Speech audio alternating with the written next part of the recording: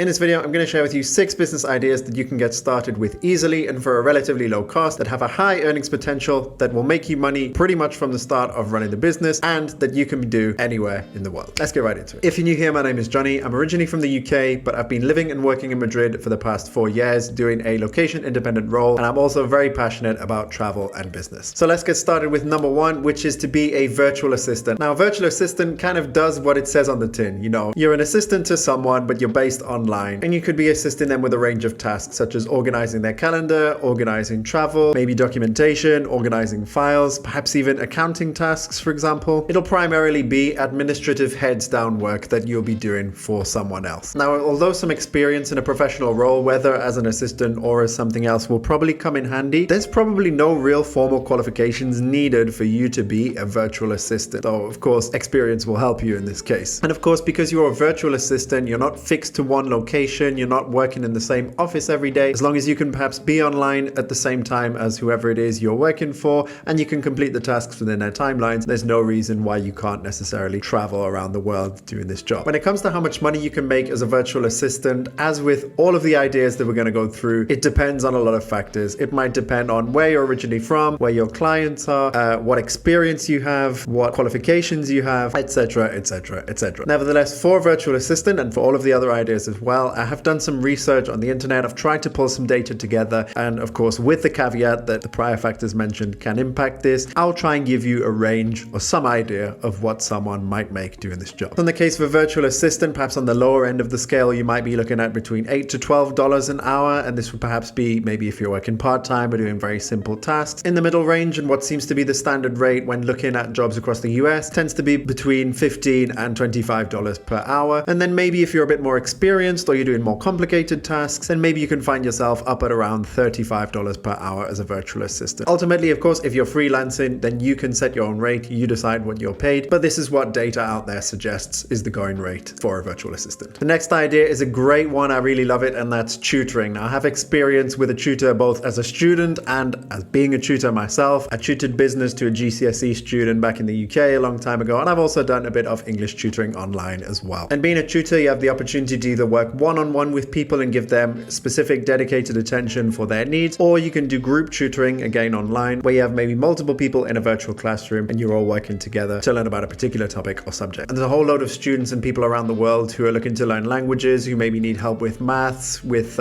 school subjects, maybe even people who are looking to learn about specialist topics like programming, coding, corporate finance, for example, foreign languages, of course. Whatever it is, in my opinion, there will always be a demand for tutoring and one-on-one kind of teaching in one form or another. Now, as a tutor, depending on what it is you're teaching and where you're looking to teach, you may need either a degree, work experience in a particular subject, or even a teaching qualification that shows that you know how to teach a group of students. So there is perhaps a bit of initial investment needed to get started there. Nevertheless, once you've got that, pretty much from the first day, you can make money as a tutor. You can set your hourly rate, again, depending on the subject. It may be higher, maybe lower in certain cases. If we take a look at Preply, which is an online tutoring platform, they find that on their platform, the average rate per hour for a tutor on the platform across all subjects is about $18 per hour. If we look through the topics, you can see that subjects like sales, like corporate finance, that are very specialist, and right up at the top can be earning on average $35 to $40 an hour tutoring those subjects. And then language teachers, again, can make good rates depending on how unique the language is, how demanded it is, where that language is, and where the teachers are based generally as well. For example, on average, you can probably expect a Dutch tutor who's more likely based in the Netherlands or Belgium to charge more than, let's say, a Spanish tutor who may be based in Spain or in Latin America, where you've generally got lower costs of living. Also got to think about the competition. When it comes to English tutors, there are so many English tutors out there that the competition is very intense, and as a result, pricing per hour as an English tutor is very competitive. So that's the data for online tutoring. Of course, while you're traveling, you can do in-person tutoring, where you might expect slightly more. Looking at prospects.ac.uk, a UK kind of career website, suggests that you may be able to get from £30 to £40 per hour, even up to 50, depending on what it is. Again, this is based on, if you're tutoring in the UK. But yeah, perhaps if you're tutoring in person, then you can maybe expect a higher hourly rate than if you're doing it online. By the way, guys, if you are looking for a tutor or to learn a language, for example, then Preply is a great platform. It's one that I use for my language learning. And if you're interested in checking it out, then I'll leave a link in the video description. Next idea, very similar in many respects, can be online coaching or consulting. So whereas the difference here, where tutoring is maybe looking at a specific topic or subject, coaching can be very broad. It can be helping someone achieve their fitness goals, or it can be helping someone to implement recommend certain habits, certain good things in their lives to help them progress and advance. With consulting, you're probably going to be looking at like a specific problem that someone has. Maybe someone is an entrepreneur and wants to start a business and they need help with a business plan. Then you could be like a freelance business consultant, for example. When it comes to consulting, however, because it's people who typically have very, very specialist knowledge, like for example, a tax consultant or maybe a business consultant or maybe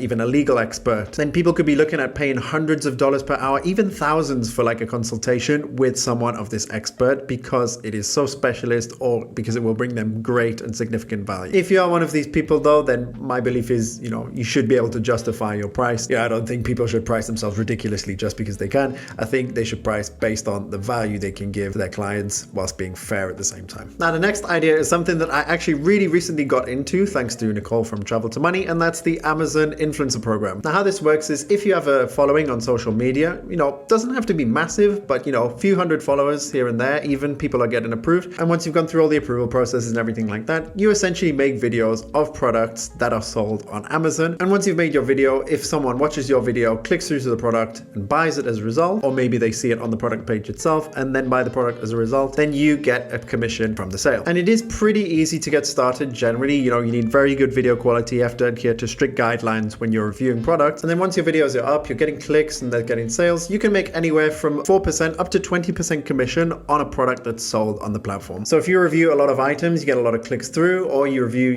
expensive items and then get sales from that, you can see how this income can quickly build up. There are people who are making thousands of dollars a month from this, just from doing Amazon influence. For complete transparency, at the time of making this video, I've been on the platform for 1 month and I've made 72 cents in commission.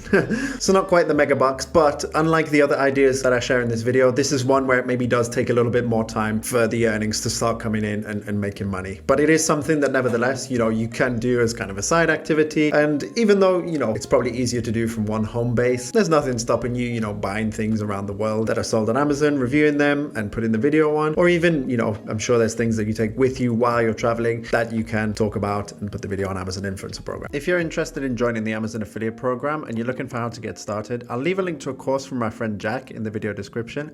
Jack is one of the leading Amazon influencers and sellers in the UK and has a course that will take you right from the stages of getting approved all the way up to scaling and maximizing your income from the program. So link in the description if you want to check out his course. The next idea is creative businesses, like perhaps a graphic design business or a video editing business. So essentially, creating graphic artwork, whether it's for someone's social media, whether it's designing a logo, cover artwork for an artist, YouTube thumbnails, for example, or on the video side, it could be making videos for a YouTuber. It could be producing, promotional content, advertising for a company where they want a video campaign and you're there, editing the videos or perhaps even involved in the shooting of the videos as well. Now, this is obviously a bit more niche, so you'll need some skills in, design, creativity, video editing, Photoshop, for example. You probably need to have a lot of this software already on your laptop to be able to do it. And of course, the skills that come with using those different softwares to make a good product output. But again, depending on your experience, you can make very good money doing this. Rather than charging on an hourly basis for these kind of jobs, what people might do is charge per project. And,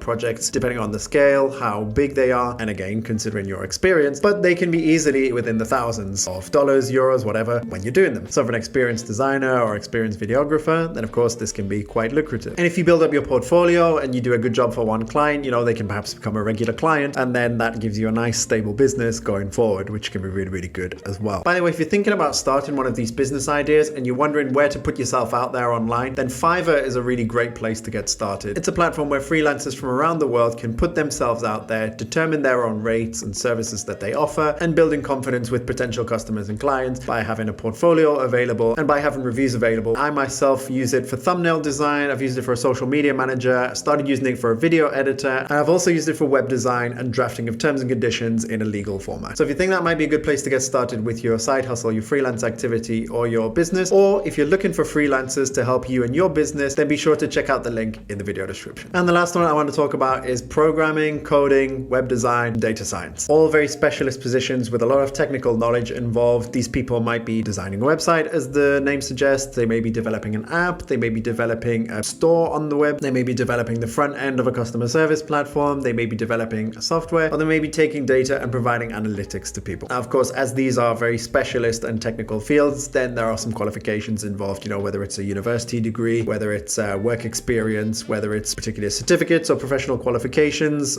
from courses that are out there, then it will help add credibility to you in this field. And of course, the more experience you have, then the better it can be in terms of pay as well. But at the low end, maybe a junior developer can be expecting around $50 per hour. In the mid-range, maybe $90 per hour. And at the top end, a very experienced or very specialized person could maybe be getting up to $150 per hour for what it is they're doing. So as these jobs are in high demand and require a lot of specialist expertise and knowledge, you can see why they have such a high earnings potential. Hope you found this video helpful, guys, and I hope you liked my ideas. Leave a comment and let me know which one would you pick if you were looking to start a location independent business in 2024. Till next time, I'll see you on the next one, and let's get this money.